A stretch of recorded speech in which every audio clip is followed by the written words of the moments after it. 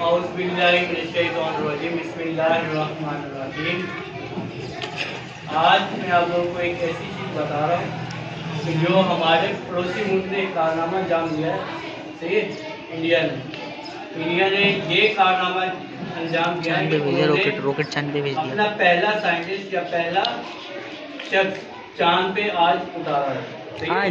तो उनके लिए खड़े होकर क्लैपिंग करें। उनके बार बार उन्होंने कोशिश की है और उनका ये कारनामा सही और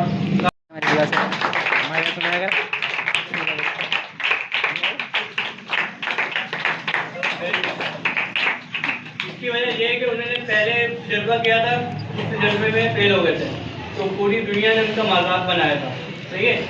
फिर सेकंड किया, उसमें भी फेल हुए। अब उन्होंने थर्ड किया, थर्ड में फिर बार बार कोशिश करने से इंसान को कामयाबी मिल जाती है। इसीलिए हमें भी हिम्मत नहीं हारनी चाहिए, हमें भी बार बार कोशिश करनी चाहिए, सही है। उन्होंने तीसरी दफ़ा कोशिश की है और तीसरी दफ़ा वो अपने मकसद में कामयाब हो गए, सही ना। तो दोबारा बैठ के उनके लिए दोबारा